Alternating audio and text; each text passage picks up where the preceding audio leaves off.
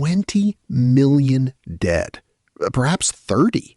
Some serious historians will say more, and I'll tell you later why the number is so slippery and why the slipperiness itself is part of the horror. But hold that figure in your head, 20 to 30 million, and understand that it happened in 14 years, in one country, in a war that ended the same decade the American Civil War ended, and that most people listening to this have never heard its name. It is the 19th of July, 1864.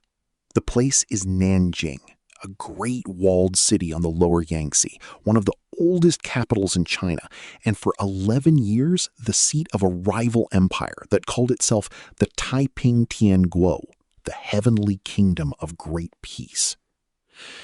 The men outside the walls have been there, in one form or another, for the better part of 2 years. They are the Xiang army, raised in Hunan province by a Confucian scholar named Zheng Guofan, and commanded at the wall itself by his younger brother, Zheng Guoquan. They have dug in, they have tunneled, and on this July morning, they have packed a mine shaft beneath the wall near the Taiping Gate with something on the order of thousands of pounds of gunpowder. The sources say 20,000 caddies, which is a Chinese weight, roughly a ton and more. They light it at noon. The explosion brings down a section of wall some 50 yards wide, and the Xiang soldiers pour through the gap into a city that has been starving for months. What they find inside is not an army in good order waiting to surrender.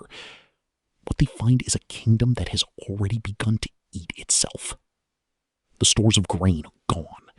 People have been living on what the Taiping called sweet dew, ground up weeds and grass boiled into a paste. There are credible reports, and I do not use that word loosely, of human flesh being sold in the last weeks.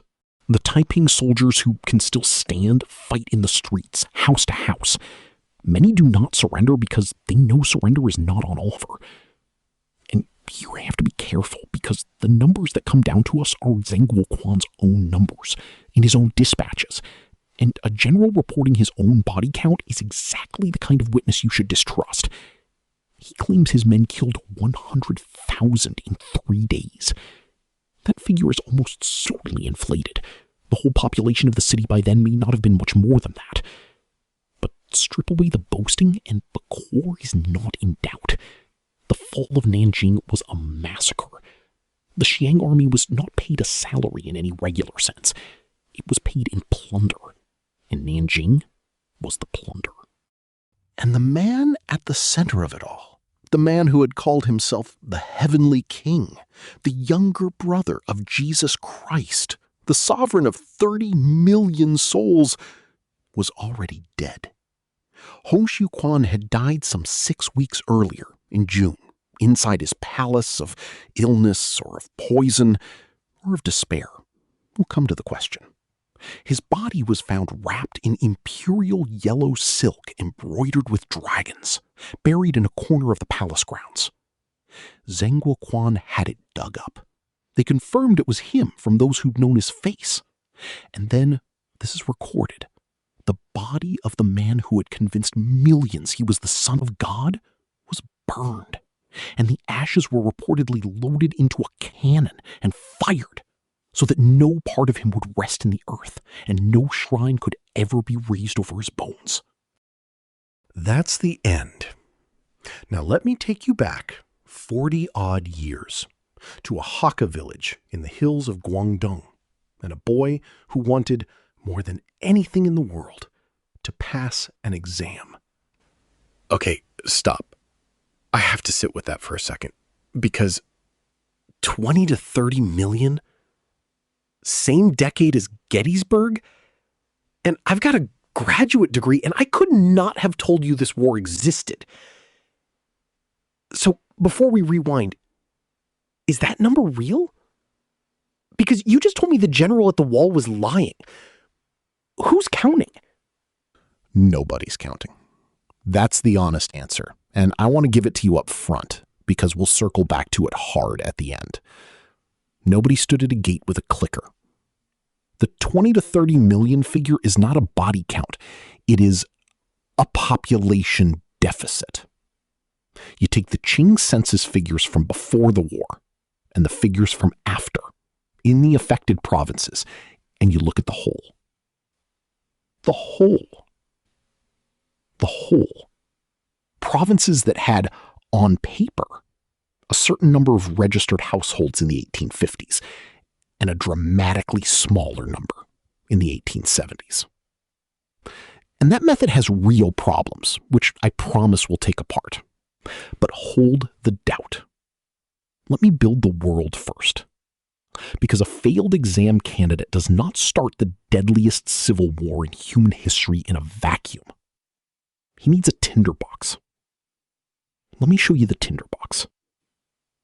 Hong Xiuquan was born in 1814 in a village called Fuyuan Shui. Later, his family moved to Guanlubu in the hills northeast of Guangzhou, the city the British called Canton. He was Hakka. And that word carries the first piece of the puzzle, so let me stay on it. The Hakka, the name means guest families, were Han Chinese, but a distinct group.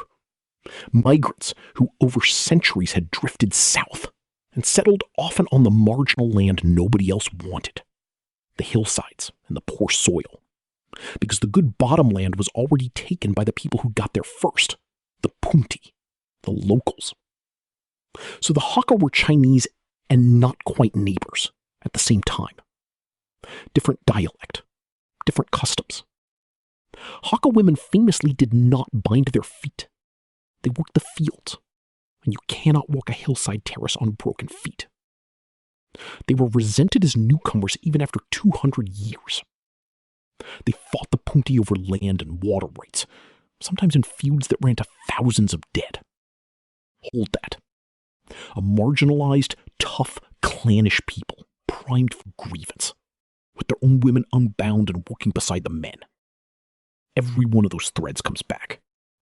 Now, Hong, he was clever, genuinely, precociously clever, the pride of his clan. And in Qing China, there was exactly one ladder out of a hill village and into power, wealth, and honor. And that ladder was the imperial examination system. You studied the Confucian classics, the 4 books, the 5 classics, you memorized them. You learned to write the rigid 8-legged essay. And if you passed, at the lowest level, you became a Sheng Yuan, a licensed scholar, exempt from certain taxes and corporal punishment, a somebody. Pass higher and you could become an official, a magistrate, a mandarin, and your whole clan rose with you. How hard are we talking? Give me the numbers. Brutal. The pass rate at the lowest level in a place like Guangzhou was on the order of 1 or 2%. You are competing against grown men who have been studying their entire lives. Hong's village pooled resources to send him. He was the clan's investment, their lottery ticket. He went down to Guangzhou to sit the exams, and he failed. He failed, and he went back and he studied and he failed again. This is a pattern across years. And I want you to feel the weight of that, Ray, because it is not just a young man not getting a job. It is a public verdict on his worth, delivered to his whole community that had bet on him. Each failure is a small death in front of everyone who mattered to him. And that's, what, 4 times? 4 times, over the course of years. And it's on one of these trips to Guangzhou, around 1836, the accounts say, that a small thing happens which will, decades from now, help kill 20 million people. On the street outside the examination hall, Hong is handed a pamphlet, a religious tract in Chinese, produced by a Protestant convert named Liang Fa, who was working with the missionaries. Its title is usually given as Good Words to Admonish the Age. It's a collection of Bible passages and Christian exhortation, sin, judgment, one true God, the folly of idols. Hong takes it. He glances at it. And this is the crucial thing.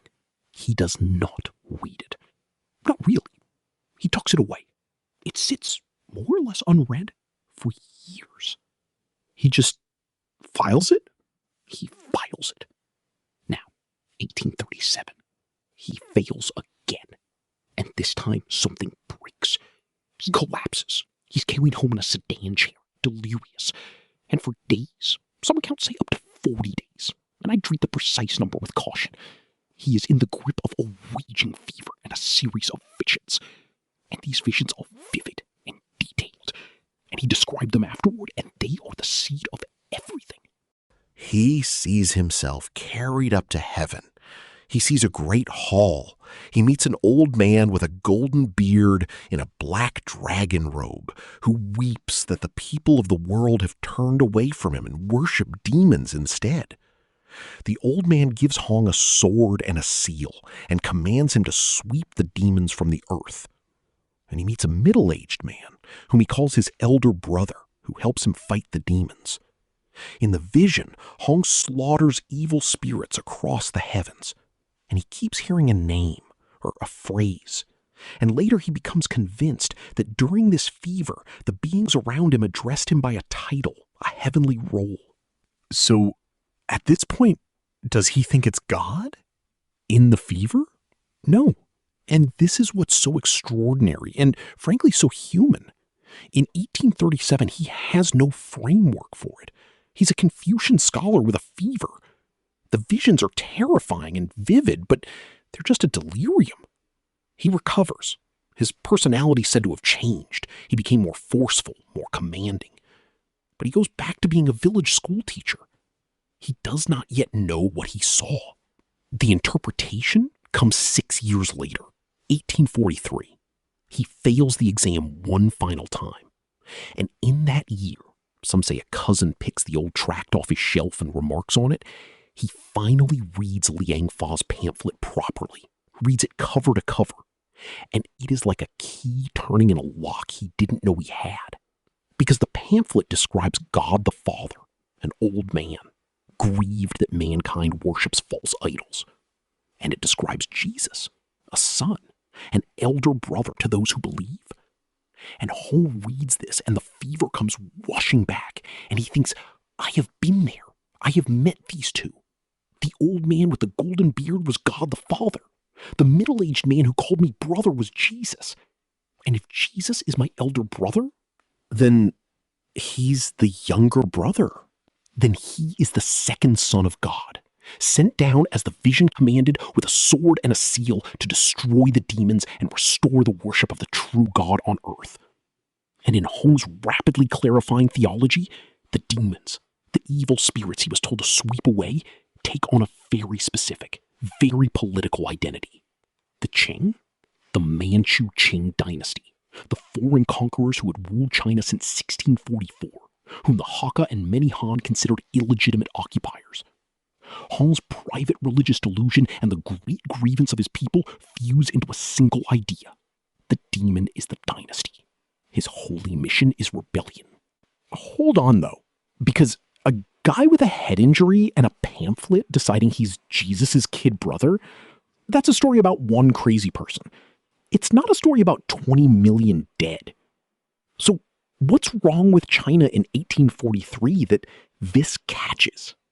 Everything, Ray, everything is wrong with China in 1843. And this is where I need you to widen the lens, because the man is nothing without the moment. Let me give you the state of the Qing Empire.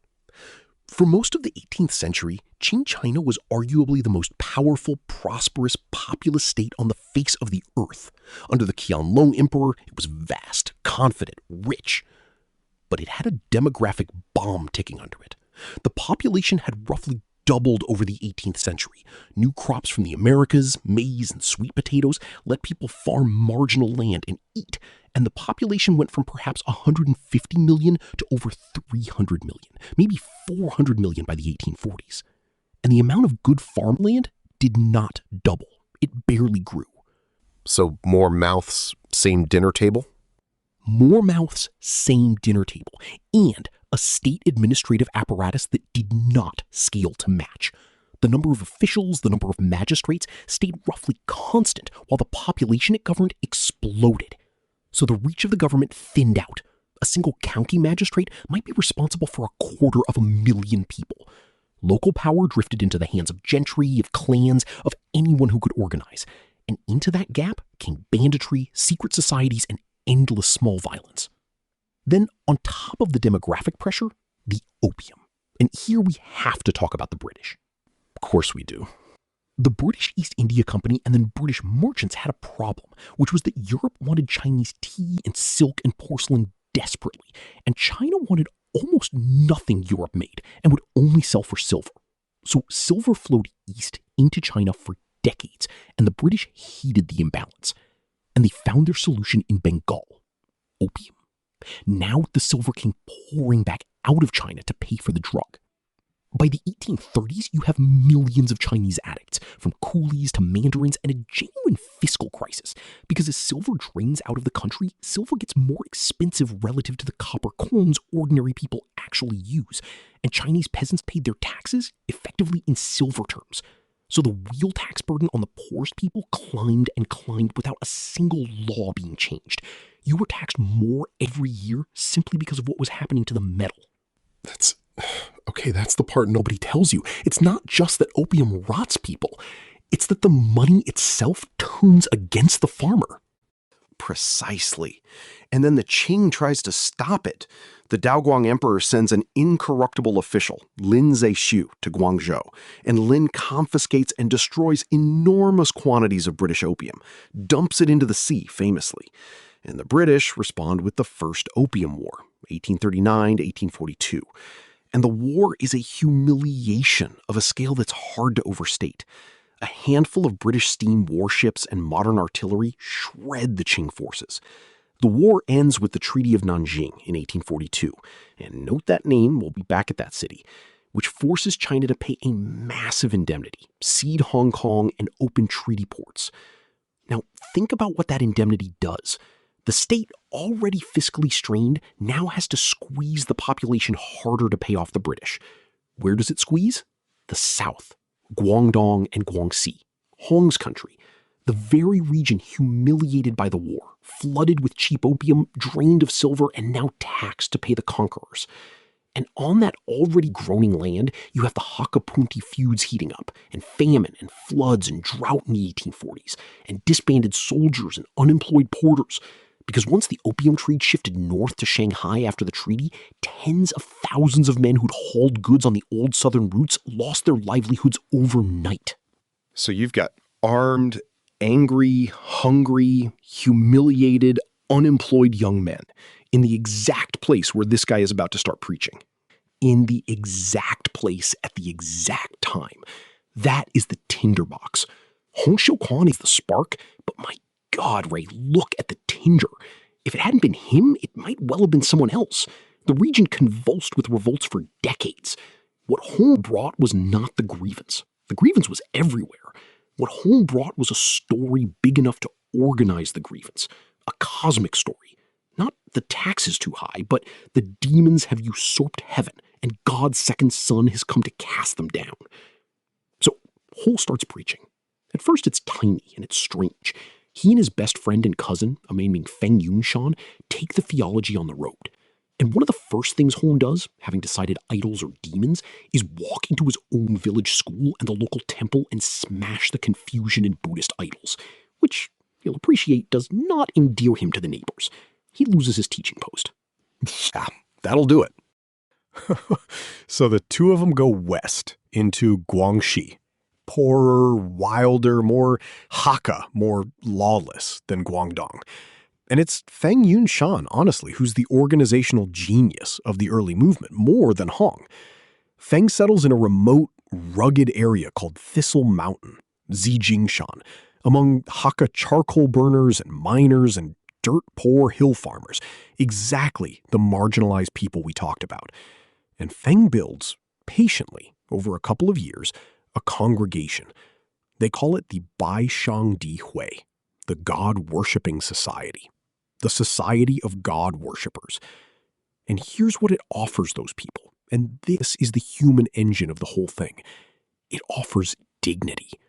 If you are a despised Hakka charcoal burner, the God worshippers tell you that you are a child of the one true God, the Heavenly Father, equal in his eyes to any Mandarin, and that the Manchu emperor who lords it over you is not the son of heaven at all, but a demon, an imposter. It offers community, mutual aid, a common treasury where members pooled resources, protection against the punti and the bandits. It offers ferocious discipline and moral cleanliness. No opium, no alcohol, no gambling, no prostitution, which to a family watching its men rot on opium is not a restriction. It's a rescue. So it's a mutual aid society with a militia and a god? That's not nothing. I get why a desperate person signs up. Forget the theology for a second.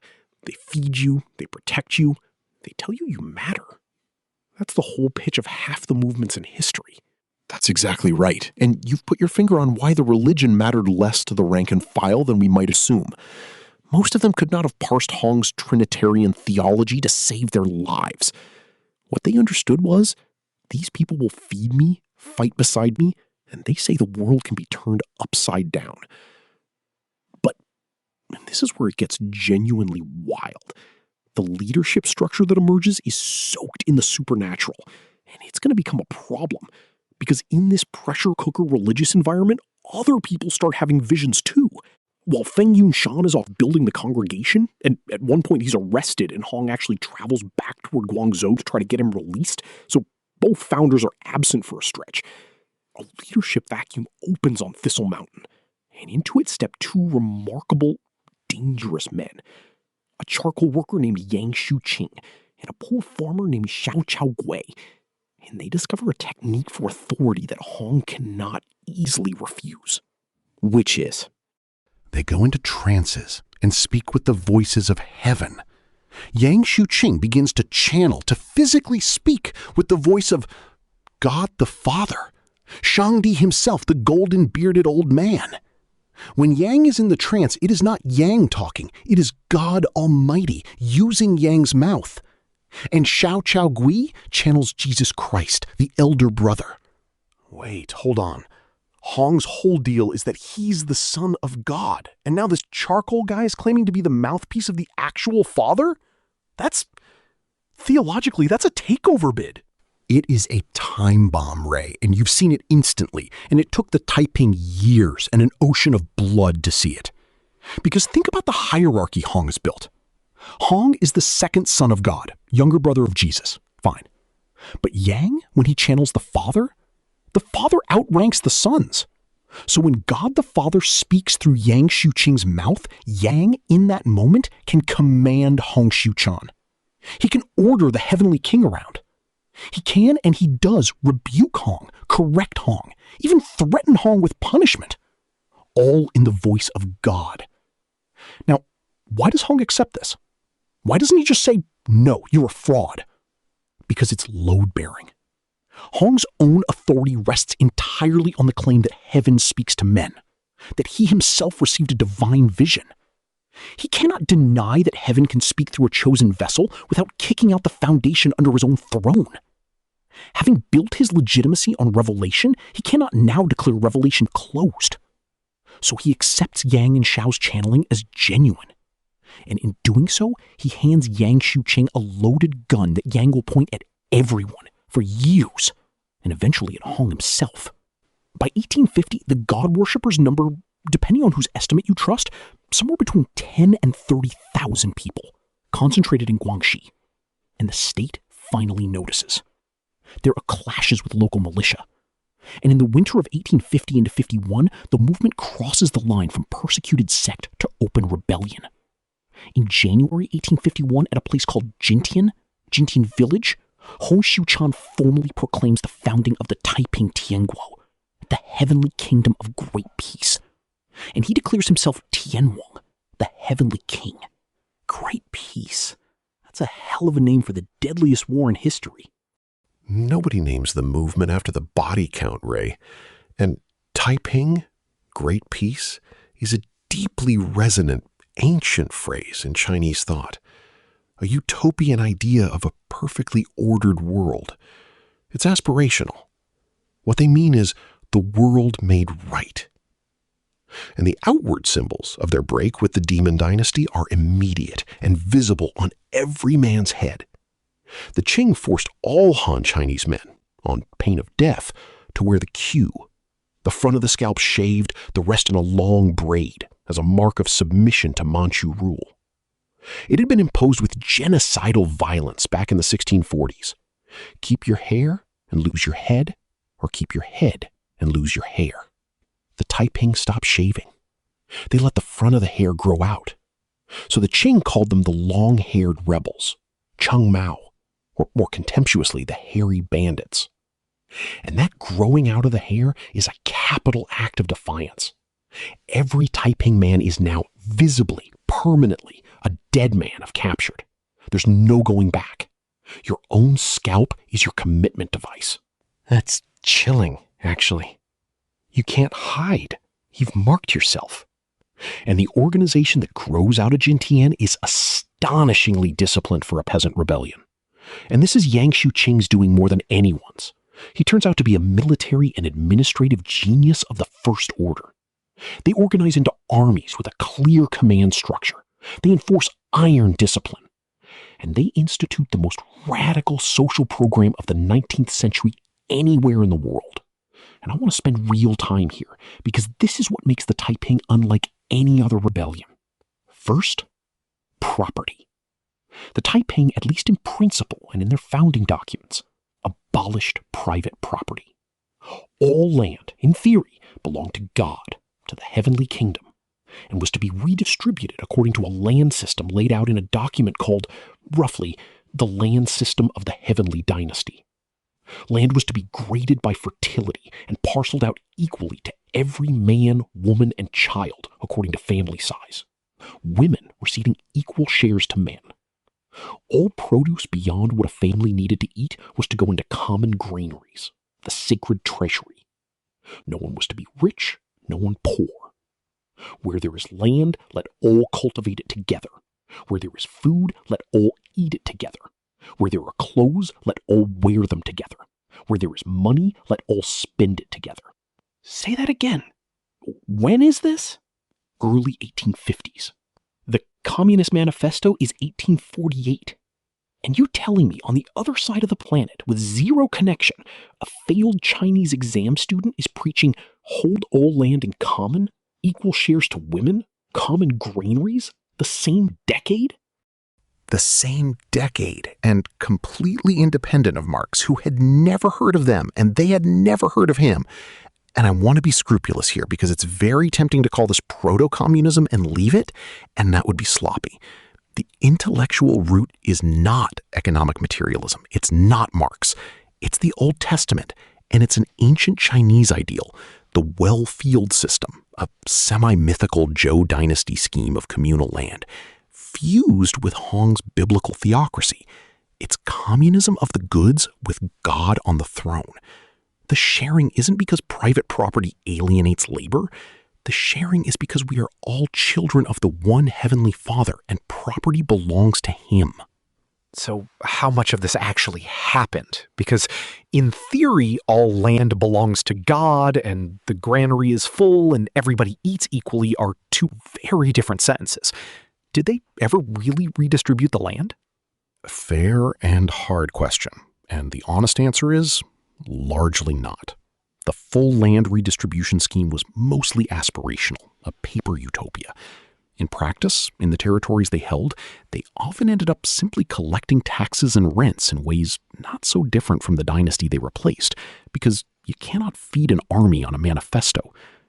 The radical common treasury system was enforced most strictly in the army and in the early years, when everything really was pooled. But the vision mattered, Ray, even where it wasn't fully realized, because it's what the movement told itself it was for.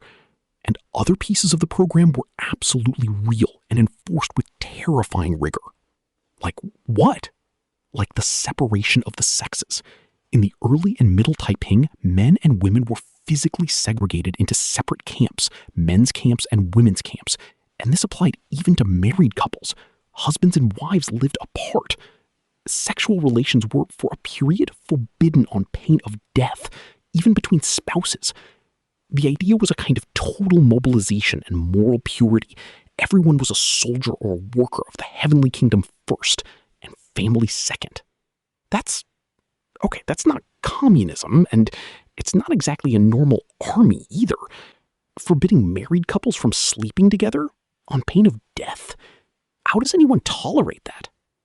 It's one of the strangest features of the whole enterprise, and it did not last in that absolute form. It was relaxed later. But note the exception that reveals everything. The rule against contact between the sexes applied to the rank and file. It did not apply to the kings. Hong Xiuquan and the senior leaders maintained large harems. Hong is said to have had dozens of women in his palace. The numbers given are large and hard to verify precisely, but many dozens is not disputed. So it's chastity for the masses and a seraglio for the heavenly king. The radical egalitarianism had a very sharp ceiling. There it is. Follow the perks. The guy at the top always eats first. But here's the thing that genuinely, on its own terms, was progressive and did benefit ordinary women. The Taiping banned foot binding, which, remind everybody what that is, because I think people have heard the phrase and don't know the reality. The binding of women's feet was a practice among Han Chinese, centuries old, in which a young girl's feet, usually starting around age 5 or 6, were bound tightly with cloth, the toes broken and folded under the sole, the arch forced to break over years until the foot was a crushed stump 3 or 4 inches long, the so-called golden lotus. It was excruciating, permanently crippling, and it was a marker of status and marriageability. A bound-footed woman could barely walk and could not labor in the fields, which was perversely the point. It advertised that her family was wealthy enough not to need her labor. The Taiping banned it. And they could ban it credibly because the movement was founded by Hakka. And Hakka women, as I told you at the very start, never bound their feet. They worked. So the Taiping had from day one cohorts of women with sound feet who could march, carry, farm, and fight. They formed women's army units. Women held administrative rank. And they abolished, in principle, the buying and selling of women, prostitution, the practice of concubinage among commoners. On paper, and often in practice, a Taiping woman had a status no Chinese woman in the imperial system enjoyed. So this is the paradox. Same movement. Women can march in the army and can't have their feet crushed. Good. And also, a woman can be executed for sleeping with her own husband. And the heavenly king's got a palace full of them. It's liberation and tyranny in the same breath. In the same breath. And I think if you try to file the Taiping under any single Western label, theocracy, communism, feminism, totalitarianism, you will be wrong. Or at least you'll be flattening something that had no clean Western analog. It was a Hakka-rooted, Old Testament-inflected, Chinese utopian militarized theocracy with a living god-emperor at its head who claimed to be the brother of Christ. There is nothing quite like it before or since. And the last radical piece, Hong rewrote the Bible. He what? He edited scripture. The Taiping used translations of the Bible, but Hong revised them where they conflicted with his revelation and, frankly, with his dignity. Anything that undercut the notion of the family of God as he understood it, revised. Because remember, in Hong's theology, this isn't allegory. God is literally his father. Jesus is literally his elder brother. Jesus has a wife, a heavenly sister-in-law, and children in Hong's cosmology. And Hong himself was in heaven before his birth. So the Bible to Hong wasn't a fixed sacred text handed down. It was the partial record of his own family, which he, the second son, was uniquely positioned to correct. Now, the war. From Jingtian in 1851, the Taiping don't sit still. That's the key strategic decision. And again, it's Yang Xiuqing's instinct. They break out. They're being encircled by Qing forces, so rather than dig in and be strangled, they go mobile. They march. And as they march, they swell, absorbing the poor, the disaffected, disbanded soldiers, whole villages, river pirates, secret society men, gathering like a snowball rolling downhill. And along the way, in the fighting of 1852, they take terrible losses among the leadership. Feng Yunshan, the organizational genius who built the movement on Thistle Mountain, is killed. And Xiao Gui, the man who channeled Jesus, is killed at the siege of Changsha. So the guy who spoke as Jesus dies? Does that not blow up the whole con? If Jesus' mouthpiece takes a cannonball, doesn't somebody say, hey, this doesn't add up? You'd think, but no.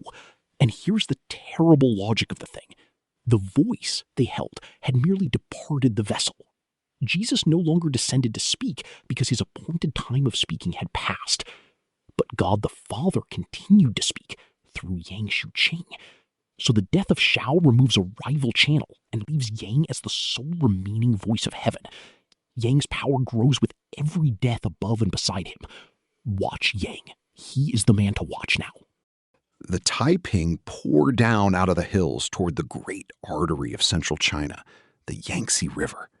And in early 1853, they take Wuchang, a major city on the middle Yangtze. And then, with a fleet of thousands of commandeered boats, carrying a host that may now number in the hundreds of thousands, they ride the current downriver. And in March 1853, they arrive before the walls of Nanjing.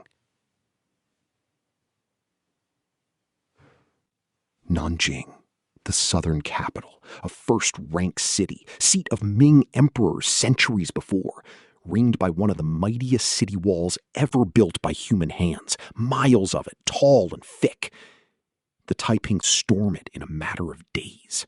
They breach the walls with mines, the same technique that will one day be used against them, and they take the city.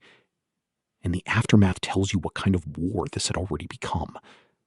There was a Manchu garrison quarter inside Nanjing, the Tartar city, where the banner troops and their families lived. The Taiping, who regarded the Manchu as literal demons, slaughtered them. Men, women, children. The Manchu population of Nanjing was by all accounts massacred, more or less to the last soul. Thousands upon thousands. So this is a race war, too. Not just rebels versus government. Han versus Manchu? Demons versus God's children?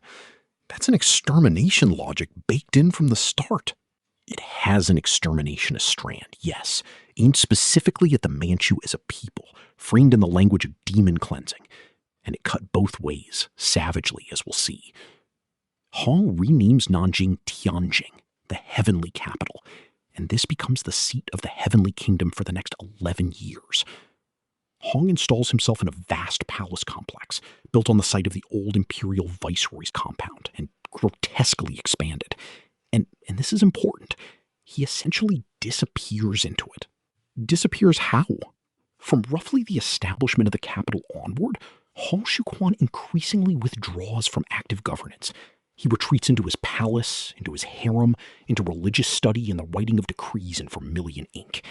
He becomes a kind of sacred recluse, a living idol rather than a ruling king.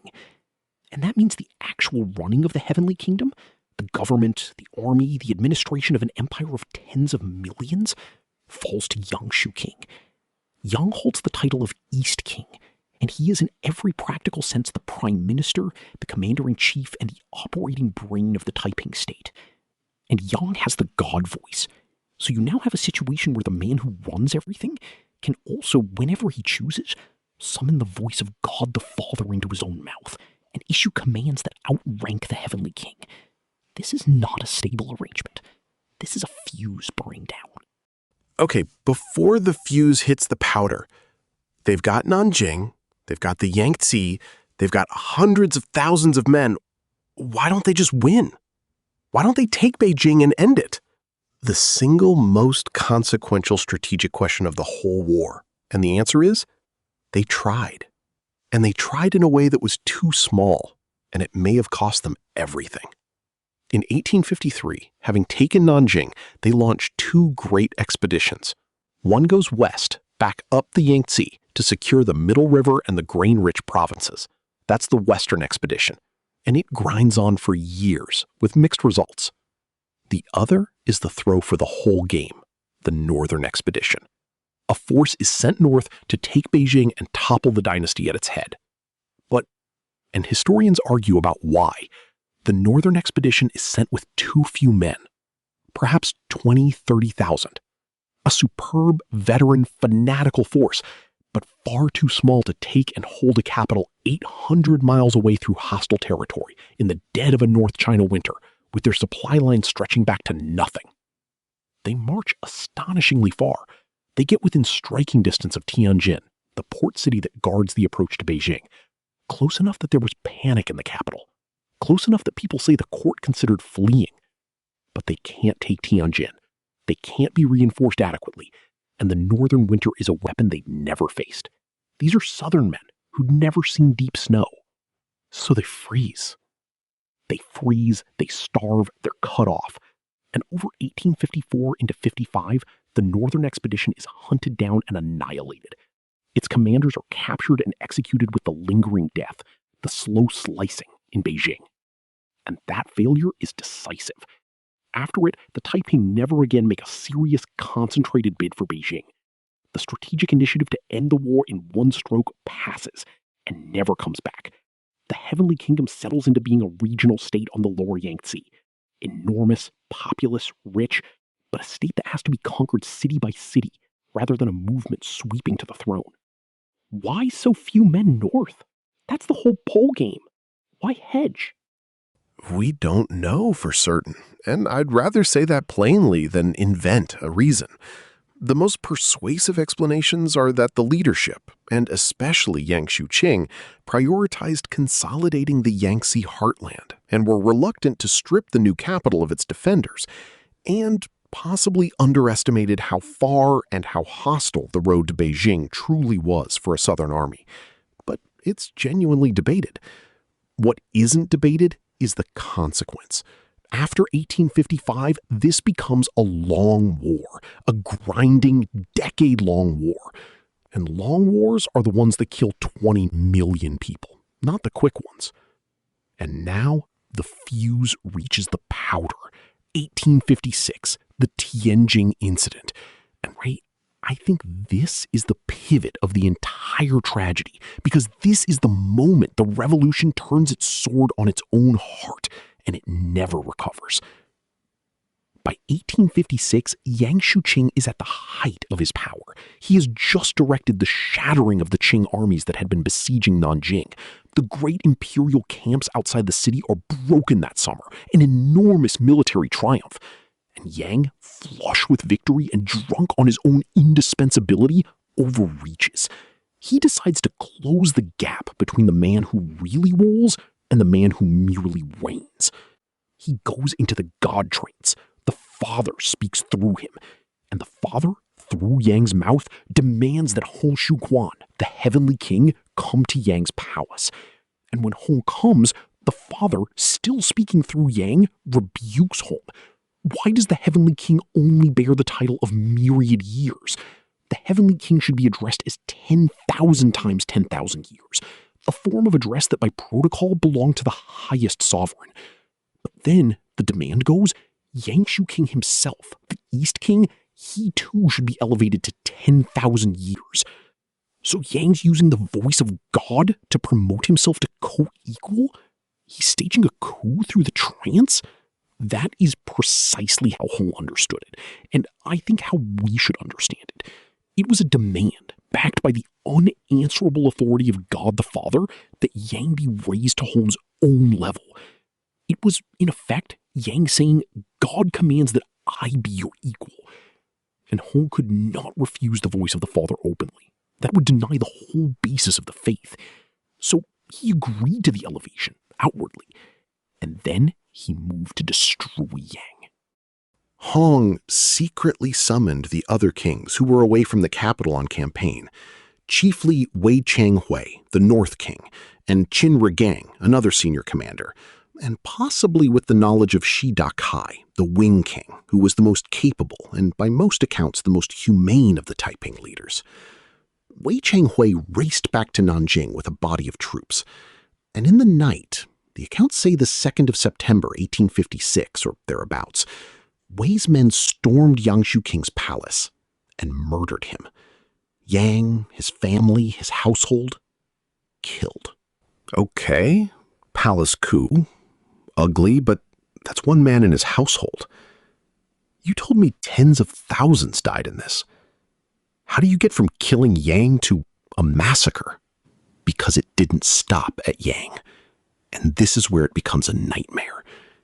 Yang Xiuqing had a personal following, tens of thousands of soldiers and adherents loyal to the East King, a whole faction inside the capital. And Wei Changhui, the North King, having tasted blood and terrified of a counter-coup by Yang's people, turned on them. He set about exterminating Yang's entire faction, not the leaders, the followers, systematically. And here's the detail that captures the whole descent. There's an account, and I'll flag that the mechanics are partly reconstructed, but the outline is widely accepted, that Wei Changhui, to flush out and identify Yang's remaining supporters, staged a false reconciliation. Yang's people were told to assemble, disarmed, in a courtyard or courtyards, perhaps on the pretext that they'd be pardoned or that a religious ceremony was to be held. And then Wei's troops fell on the unarmed men and slaughtered them. The killing spread through the city. Anyone connected to Yang, anyone suspected of it, whole families. The estimates run to 20,000, some say more, murdered in Nanjing by their own comrades in a matter of weeks. 20,000 of your own people in your own capital, after you've already lost your best men in the north. In your own capital. And it gets worse because Wei Changhui does not stop even there. He's now a bloody-handed tyrant, and Shi Dekai, the Wing King, the good one, the capable one, comes back to Nanjing and is horrified by the scale of the slaughter and confronts Wei. And Wei, paranoid, tries to kill Shi Dekai too. Shi escapes over the city wall by night, but Wei murders Shi Dekai's entire family left behind in the city. His mother, his wife, his children. All of them. My God. So now Shi Dekai is outside the walls with an army and a blood grievance, and he demands that Hong hand over Wei Changhui. And the city is on the brink of Taiping fighting Taiping in open civil war within the civil war. And Hong Xiuquan, to save himself and the kingdom, has Wei Changhui killed. Wei, the man Hong used to kill Yang, is now himself executed, and his head is reportedly sent out to Shi Dekai as proof. Now count the cost. In the space of a few months, the Taiping have lost, dead by their own hands, Yang Xiuqing, their supreme military and administrative brain. Wei Changhui, a senior king. Qin Rigong, another top commander, also killed in the fallout. Some 20,000 of their most experienced, loyal Nanjing troops. And the moral authority of the whole enterprise. Because how do you tell your soldiers they are God's holy children building the kingdom of great peace after God's own city has run with the blood of God's own people, murdered by God's own kings? And Shi Dekai, the good one, he's the last competent guy standing. Does he take over? For a moment, it looks like he might. He comes back into Nanjing and the people rally to him.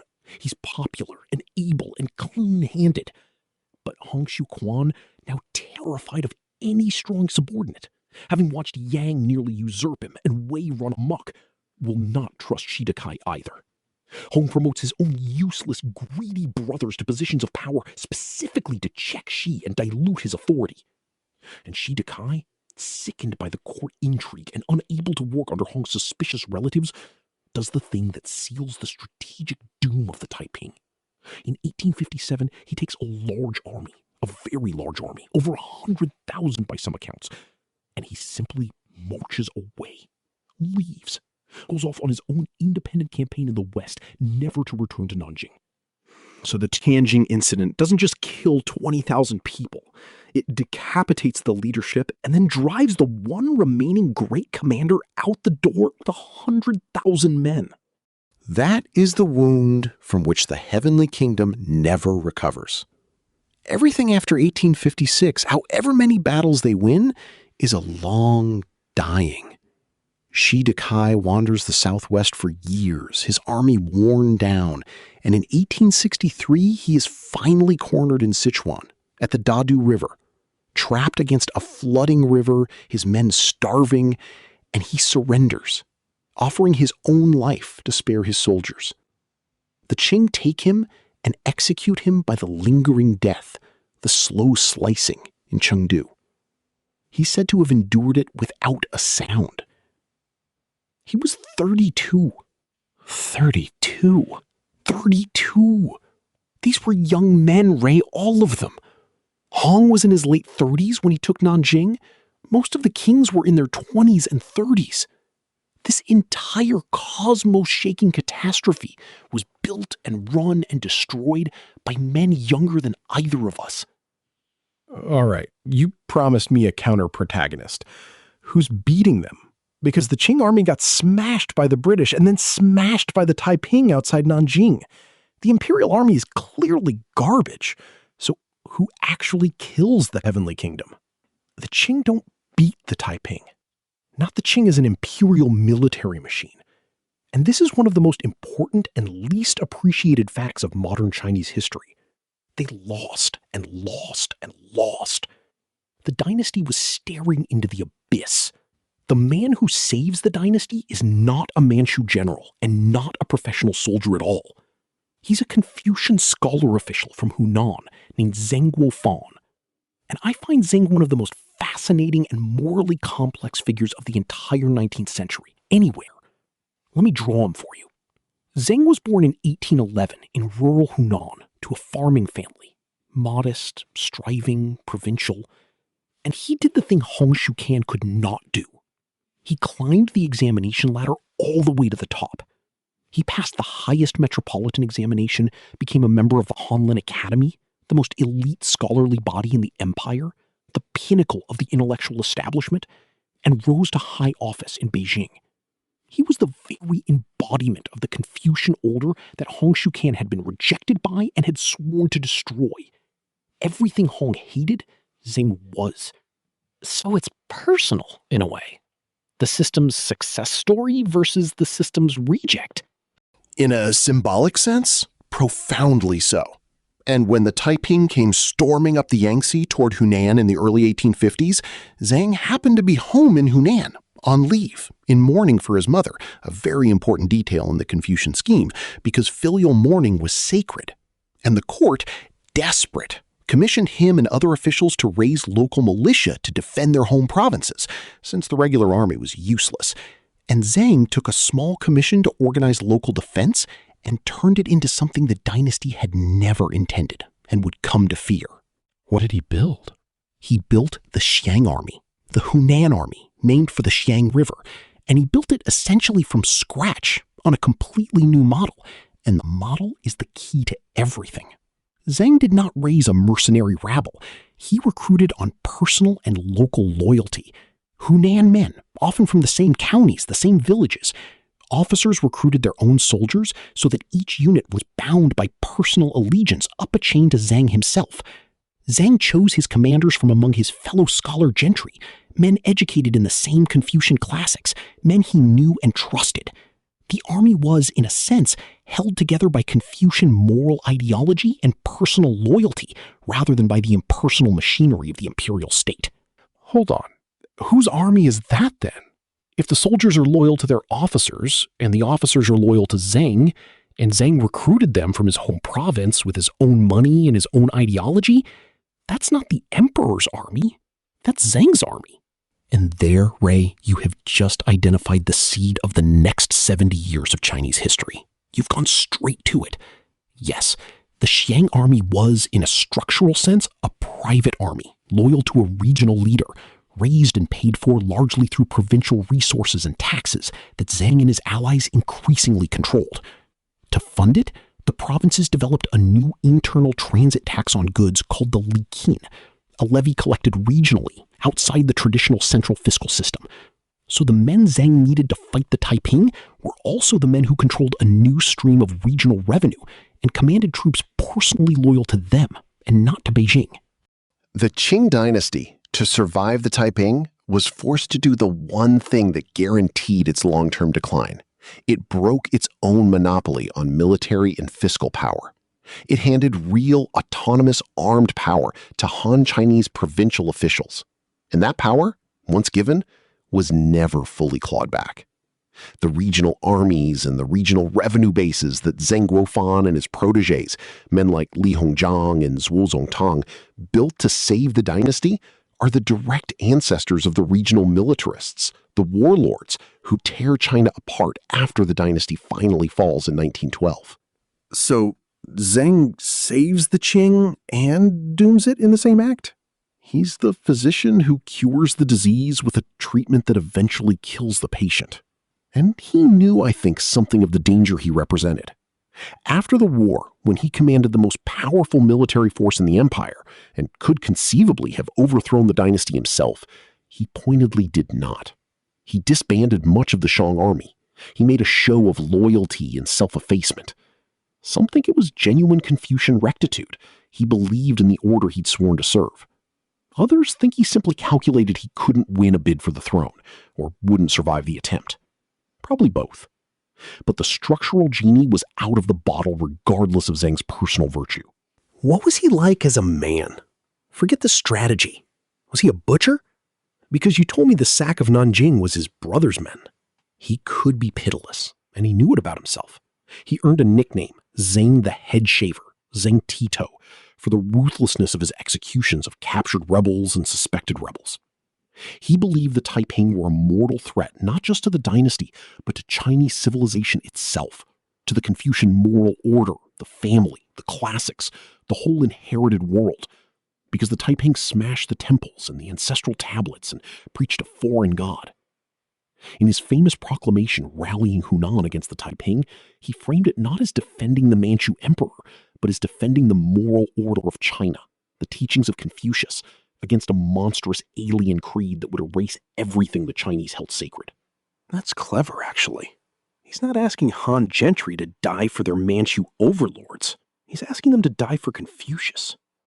It's the most effective piece of ideological mobilization of the entire war, and it worked precisely because it wasn't about ethnicity or dynasty, it was about civilization. And it let a Han scholar gentry class that had no great love for the Manchu throw its whole weight behind the throne, because the alternative Han offered was, to them, an abomination. Zheng also kept a diary his whole life, a record of daily self-examination in the Confucian tradition. Where had he failed in virtue, in discipline, in filial duty? And it survives, and it shows a man of relentless, almost tortured self-discipline. He's not a swaggering warlord. He's an anxious, deeply serious moralist who happened to build the machine that drowned a rebellion in blood. Okay, I've been holding this one. Where's the West in all this? Because you've got the Opium War kicking the whole thing off. You've got a rebellion that claims to be Christian. The missionaries must have lost their minds. A Christian China? Did they back the Taiping? They lost their minds in exactly the way you'd expect. And it's one of the great tragic comedies of the war. When word first reached the Western missionaries and merchants in the treaty ports that a vast movement was sweeping China under the banner of the one true God, worshiping Jehovah, using the Bible, banning opium and idolatry and vice, some of them were ecstatic. A Christian kingdom rising in the heart of heathen China. The conversion of the world's most populous empire happening before their eyes. There was genuine, giddy excitement. And so in the early 1850s, Western observers and missionaries went to have a look to Nanjing and to Taiping-held territory, including a missionary named Issachar Roberts, an American Baptist. And here's a lovely nod of history. Issachar Roberts had actually briefly been one of Hong Xiuquan's teachers of Christianity back in Guangzhou in the late 1840s, before the rebellion.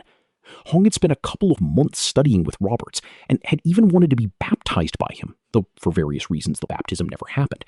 So there was a direct thread. So the missionary shows up at Nanjing expecting Bible study and finds what?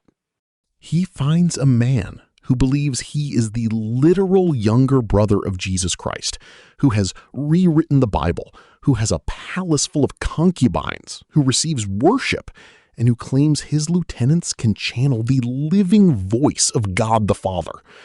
And to an Orthodox Protestant, that is not Christianity. That is blasphemy of the highest order. Roberts eventually did go to serve at Nanjing for a time in the early 1860s, and he left disillusioned and denouncing the whole thing. The dream of a Christian China curdled into horror at what the missionaries saw as a grotesque heresy. So the theology loses them. But governments don't move on theology. What did London and Washington and Paris actually want? Follow the money. Who profits from which side winning? And now you're asking the right question, the reporter's question. And the answer is entirely about interests and not at all about God. Here is the Western, and especially British, calculation. The British had just fought the First Opium War and extracted the Treaty of Nanjing, treaty ports, Hong Kong, indemnities, and above all, a trading relationship centered increasingly on Shanghai that was becoming very profitable. Trade in tea, in silk, and in opium. The British had a settled working arrangement with the Qing dynasty, an arrangement they had beaten the Qing into accepting. And then, in 1856-60, in the middle of the Taiping War, the British and French fought the Qing again, the Second Opium War, the Arrow War, and won again, and extracted even more concessions, including, crucially, the effective legalization of the opium trade and the opening of more ports and the right to station diplomats in Beijing. So by around 1860, the Western powers had, at gunpoint, gotten from the Qing almost everything they wanted. The Qing were now a known, defeated, compliant trading partner. And the Taiping are an unknown. The Taiping are an unknown, and worse than unknown from a merchant's point of view. The Taiping banned opium, utterly, on pain of death. So a Taiping victory potentially meant the end of the single most valuable commodity in the whole China trade. And the Taiping controlled the lower Yangtze, and their armies threatened Shanghai itself in the early 1860s. Shanghai, the golden goose, where the Western merchants and their fortunes sat. So you have foreign merchants and their governments looking at two options: a defeated, cooperative dynasty that has agreed to everything, including legal opium, or a fanatical, unpredictable, opium-banning theocracy hammering at the gates of your richest port. When you put it that way, it's not even close. The Christian rebels are bad for business. It's not close at all.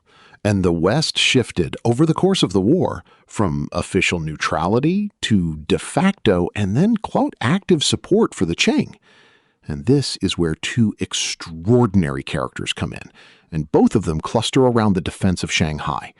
The first is an American, Frederick Townsend Ward from Salem, Massachusetts, a soldier of fortune, an adventurer, still in his early 30s. In 1860, with financing from wealthy Shanghai merchants, Chinese and Western, Ward raised a mercenary force to defend Shanghai and its environs from the Taiping. It started small and rough, foreign adventurers and Filipino sailors, but Ward built it into a well-drilled unit of mostly Chinese soldiers, trained and led by Western officers and armed with modern Western weapons. And this thing had a name, right? I feel like I've half heard the name. It got its name after some victories. The ever-victorious army, the Changsheng Jun. Bit of a boast, but it was genuinely effective. A small, modern, professional force that could beat much larger Taiping formations. Ward himself married into a prominent Chinese family, took Qing rank, essentially went native in the imperial service. And in 1862, in a battle near Chichi in Zhejiang, Frederick Townsend Ward was shot and mortally wounded, dead at 30. A Massachusetts Yankee who died a Mandarin, fighting for the Manchu emperor against a man who thought he was the brother of Christ. You could not make it up. And then the British guy, Gordon. Chinese Gordon? Charles George Gordon, a British Army officer, Royal Engineers, who took command of the ever-victorious army after Ward's death and another commander's brief tenure, took command in 1863. And Gordon is one of those hyper-competent, deeply strange, intensely religious Victorian figures. He led the ever-victorious army very effectively in the final campaigns around Shanghai and Suzhou, in concert with Li Hongzhang, Zhang Guofan's brilliant protege who commanded the regional Anhui army in that theater. And Gordon later became world famous, of course. Chinese Gordon, then Gordon of Khartoum, where he died in 1885 with a spear through him on the palace steps in the Sudan. But his fame really began in China with the ever-victorious army. And there's a dark episode I have to include because it goes to Gordon's character and to how the war was actually ending. At the fall of Suzhou in late 1863, several Taiping commanders, the Wangs, the kings holding the city, surrendered on terms, and Gordon considered himself the guarantor of those terms, of their safety. And then Li Hongzhang's forces had the surrendered Taiping leaders executed anyway, and Gordon was said to have been enraged. Some accounts say he hunted for Li in a fury, pistol in hand, feeling his personal honor had been betrayed and the surrendered men murdered. It caused a real rupture, because to a Victorian officer, a surrender under terms was sacred. To Li Hongzhang, these were rebels, and their promised lives were a tactical inconvenience. Two totally different codes of war colliding in one city. Two different worlds in one courtyard. And it tells you something true. For the Chinese commanders on both sides, this was a war of extermination, with no quarter as the default. And the Western mercenaries' notion of honorable surrender was almost a foreign object dropped into it. The West's contribution militarily was real, but I want to be careful and honest here. Secondary. The ever-victorious army mattered in the specific defense of the Shanghai region and the reduction of a few key cities. It did not win the war. The war was won overwhelmingly by Chinese regional armies, Zhang Shang Army, Li Hongzhang's Amhui Army, Zhuo Songtong's forces, Chinese killing Chinese on a scale that dwarfed anything the foreigners did. The ever-victorious army is the part the West remembers because the West was in it. It is not the part that mattered most. Let's go to the part you keep flinching from. You flinched twice now. The human texture of the late war. What was it actually like on the ground in those provinces from, 1860 to 64? It was the closest thing to hell that the 19th century produced. And it produced some contenders. Let me try to be concrete, because you and I have a rule on this show that abstraction is a way of not feeling it, and I won't hide behind the big number. By the 1860s, the war has settled into a grinding contest over the lower Yangtze provinces, Jiangsu, Anhui, Zhejiang, Jiangxi. These are among the richest, most densely populated, most cultivated regions on the face of the earth. The Yangtze Delta is the rice bowl, the silk country, the beating economic heart of China, and it becomes the killing ground. And the way this kind of war kills is only partly by the sword. Mostly it kills by what the sword does to the harvest. When armies march back and forth across farmland for years, when they requisition the grain, trample the fields, conscript or kill the farmers, burn the villages, block the canals, the food stops. And when the food stops in a region packed with tens of millions of people living close to the margin in the best of times, you get famine on a scale that is difficult to hold in the mind. And famine brings its companion, disease, cholera, dysentery, epidemics that rip through starving, displaced, weakened populations. The great majority of the 20 to 30 million did not die with a weapon in front of them. They starved, or they sickened, or they froze on a road fleeing somewhere that was no better. And the cannibalism reports, you mentioned it at the top with Nanjing. Is that real, or is that the kind of thing the winning side always says about the losers? That is exactly the right suspicion, Ray, and I want to honor it because the enemy or cannibals is one of the oldest atrocity libels in the book, and a careful historian flags it hard. So here's how I'd put it. Reports of cannibalism in the late Taiping War come from multiple sides and multiple kinds of sources. Chinese gentry diaries, local gazetteers written afterward, some Western observers. And there's an important distinction that Chinese sources themselves make between survival cannibalism in extreme famine, the eating of the already dead when there is genuinely nothing else, which is grimly attested in many severe famines across Chinese and world history, and darker things. When you have famine of the depth described in besieged cities and depopulated provinces, human flesh reportedly being sold in markets. The language of the sources is that it was priced by weight. I think the survival cannibalism reports have to be taken as probably reflecting a real and horrifying phenomenon, because famines of that severity have produced it elsewhere in history where the documentation is unimpeachable. I would not stake my life on any single lurid anecdote, the specific market, the specific price, but that people in besieged Nanjing and in the worst-hit famine zones ate the dead to survive, I think that's more likely true than not. And it would be a kind of false delicacy to scrub it out to protect our own comfort. And whole provinces emptied. Give me a place. Make it one place. Take the lower Yangtze Delta broadly. Jiangsu, Zhejiang, and Anhui, the core war zone. Some local areas in those provinces are estimated to have lost enormous fractions of their population. In the hardest hit prefectures, over half. In some, the loss ran higher still. Cities that had been among the greatest in the world were left as depopulated ruins. Suzhou, Hangzhou, jewels of the Delta, cities of gardens and silk and canals, cities poets had called heaven on earth, were fought over, besieged, and gutted. Regions that had been continuously farmed for 1,000 years reverted in places to scrub entire country. There are accounts of travelers after the war passing through districts where the villages were simply empty, the houses standing, the fields gone to weed, and no people. Silence where millions had lived. And it was so total in some areas that the region's demographic recovery took generations. Parts of the lower Yangtze did not return to their pre-war population levels until well into the 20th century, if then. Land was resettled by migrants from other provinces because the original population was simply gone. So take me back to the number, because you promised. 20 to 30 million. You told me at the top, nobody counted. It's a hole in a census. Walk me through the method and where it breaks, because this is where I get nervous.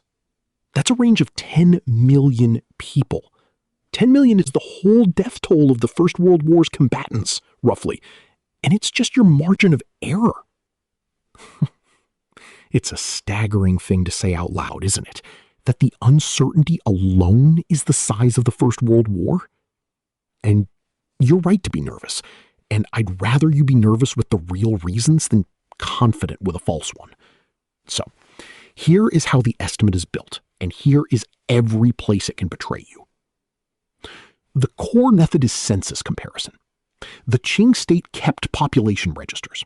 They had a system for enumerating households and population refined over the 18th century.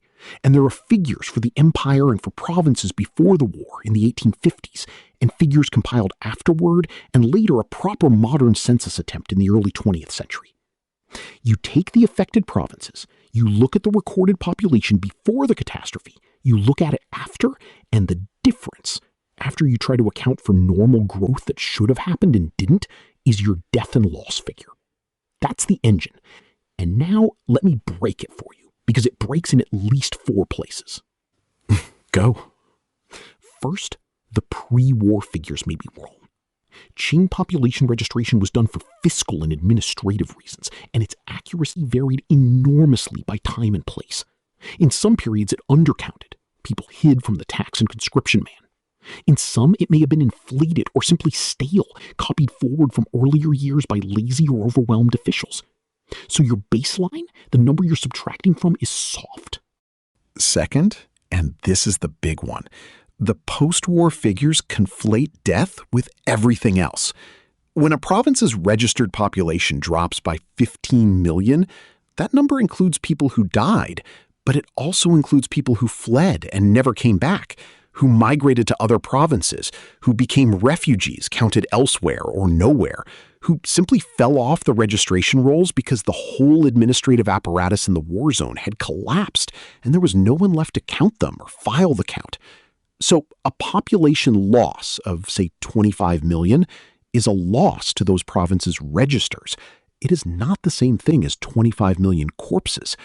Some meaningful and unknown fraction of that loss is displacement, not death. That's the crux. That's the thing that makes me hold the number at arm's length. You can't tell a dead man from a man who walked to the next province. Not from the registers alone, no. You cannot, and no honest historian claims you can with precision. Third problem, attribution. The Taiping War did not happen in isolation. The same decade saw the Neem Rebellion in the north, massive Muslim rebellions in the northwest and southwest, the Panthay and Dungan revolts, which were themselves catastrophically lethal, and floods and other disasters. The Great Yellow River Shift and floods of the 1850s killed enormous numbers and displaced more.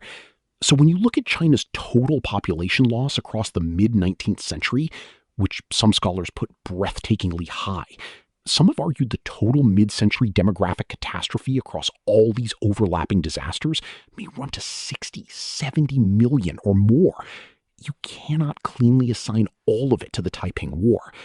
Untangling which death belongs to which catastrophe is often impossible. And fourth, the recovery lag muddies the aftercount.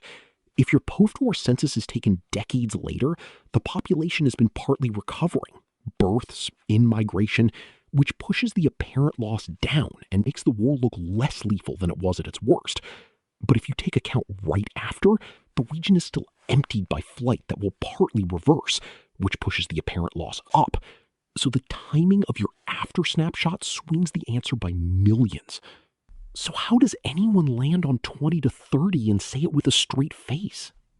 By triangulating cautiously and by being honest that it's a range and not a measurement. The mainstream scholarly consensus, and I want to attribute this to the actual demographic historians who've done the hard work, people like Ho Ping Ti, who did foundational work on Chinese population history, and others who followed, lands for the Taiping War specifically, most commonly in that 20 to 30 million range for total excess deaths. Some serious estimates go lower, in the tens of millions, but nearer the bottom. Some responsible scholars will entertain figures higher, and the popular and some scholarly citations of 70 million or more are, I believe, usually conflating the Taiping with the whole mid-century cluster of catastrophes, rather than the Taiping alone.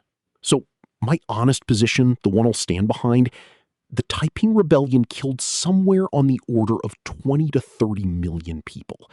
It is very likely the deadliest civil war in human history, and among the deadliest wars of any kind before the 20th century. And the true figure could be somewhat lower or somewhat higher, and anyone who gives you a confident single number to the nearest million is selling you a precision that the sources cannot support. You know what? I came in wanting to knock that number down, and I can't knock it down.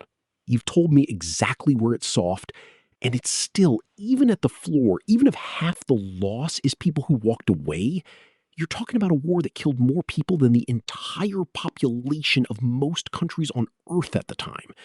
The uncertainty doesn't make it smaller. It just makes it blurry. That's exactly the right conclusion. And it's why I wanted to walk you through the method rather than just wave the number. The blur is real. The scale is not in doubt. And here's the thing that I think should sit heaviest. The American Civil War, which is seared into the historical consciousness of an entire nation, which we've all read a shelf of books about, killed somewhere around 600,000 or 700,000. The Taiping War, in the same decade, killed on the order of 30 or 40 times that. And most people listening had never heard its name until you said it at the top of this hour. So bring it home. After the Tianjin incident, after Shi Dakai walks off with 100,000 men, how do they even last another 8 years? The kingdom's decapitated. Why doesn't it just collapse in 1857? Because of a young man named Li Shucheng, principally, and a second commander, Chen Yucheng, a new generation of Taiping commanders who rose after the old kings destroyed each other, and who were, several of them, genuinely brilliant soldiers. Li Shucheng especially. He becomes the Zong Wang, the loyal king, and he's the great general of the late Taiping. He wins remarkable victories. He breaks Qing sieges of Nanjing more than once. He takes rich cities in the delta. He fights Gordon and Li Hongjiang around Shanghai and Suzhou. If the early Taiping was Yang Xiuqing's, the late Taiping is Li Xiucheng's. He keeps the corpse walking, and walking well, for years after by rights it should have fallen.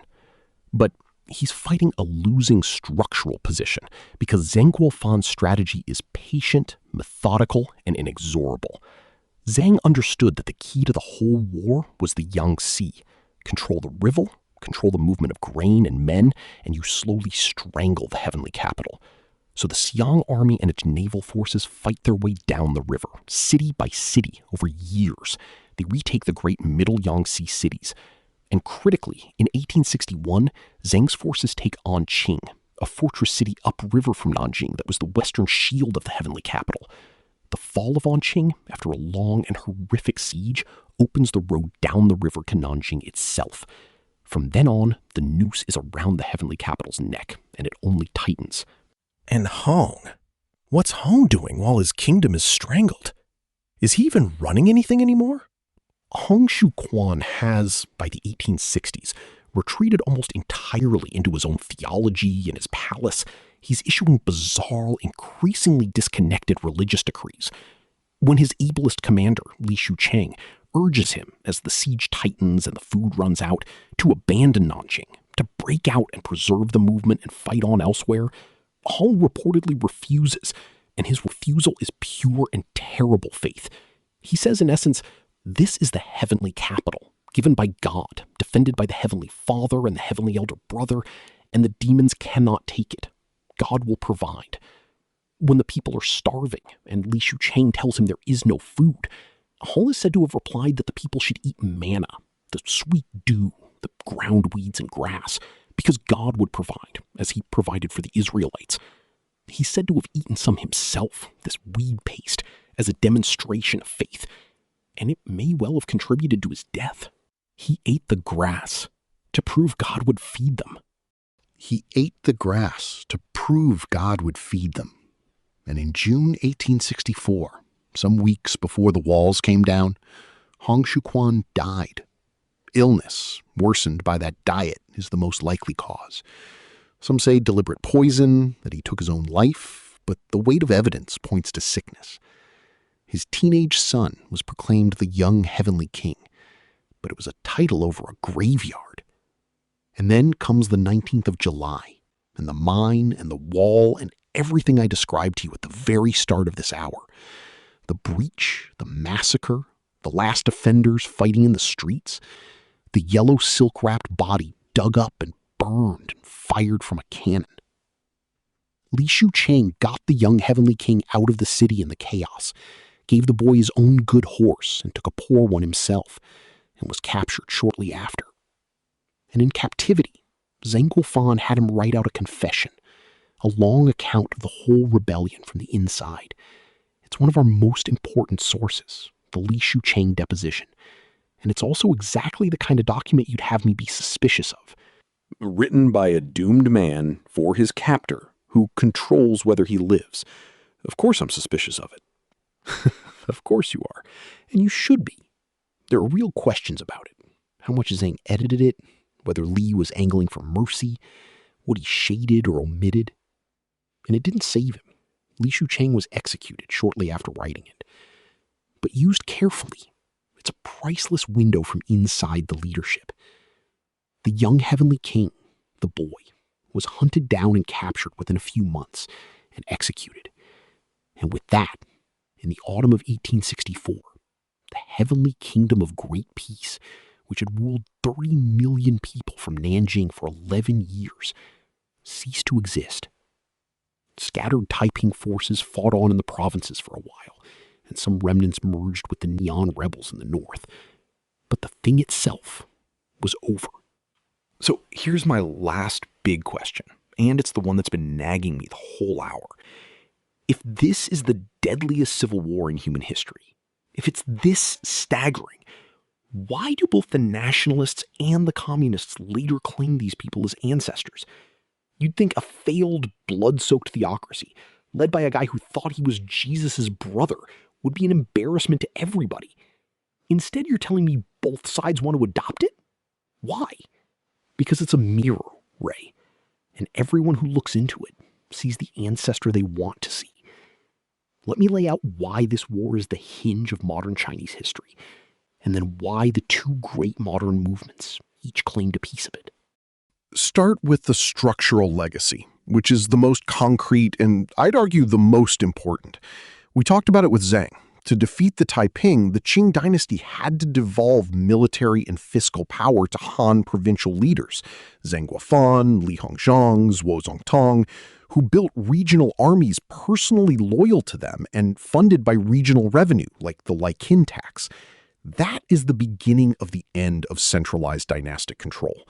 The dynasty limps on for another 48 years after the Taiping until 1912, but its monopoly on force is permanently broken. And when the dynasty finally falls, the country fragments into exactly the pattern the Taiping War created. Regional militarists, warlords, commanding personal armies over provincial power bases.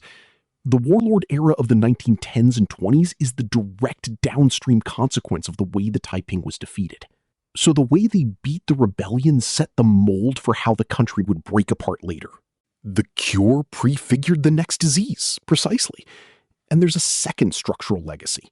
The men who beat the Taiping, Zheng and especially Li Hongzhang, became the leaders of China's self-strengthening movement. The attempt to modernize, to build arsenals and shipyards and buy Western guns and learn Western technology while preserving Confucian values. Because fighting the Taiping and using the ever-victorious army's modern weapons had taught them viscerally what modern firepower could do. So the war is also the spur to China's first serious, if ultimately inadequate, program of modernization. Okay, that's the structure. Now the myth. Why do the nationalists and the communists both want in? Now the myth. And here it gets fascinating, because you can strip the Taiping down to different essences, and each essence founds a different modern lineage. To the nationalists, to Sun Yat-sen and later the Kuomintang, the Taiping were above all Han Chinese rising against the foreign Manchu dynasty. Anti-Manchu, nationalist, revolutionary. Sun Yat-sen, who was himself Hakka from Guangdong, from the same country and people as Hong Xiuquan, is said to have idolized the Taiping as a boy. There's a tradition that he was nicknamed Hong Xiuquan by playmates for his admiration of the rebellion. To the nationalists, the Taiping were the great forerunner of their own revolution, the first modern mass attempt to overthrow the alien Qing and restore China to the Chinese. They were premature, they were flawed, but they were the ancestors of the 1911 revolution. And the communists see something totally different in the same movement. Totally different, and you can already guess what. To the communists, to Mao and Chinese Marxist historiography, the Taiping were a peasant revolutionary movement, a rising of the oppressed rural masses against a feudal landlord order and its foreign imperialist backers. Look at the program. Abolition of private property, land to be held in common and redistributed equally, common granaries, the emancipation of women, the ban on foot binding, the leveling of rich and poor.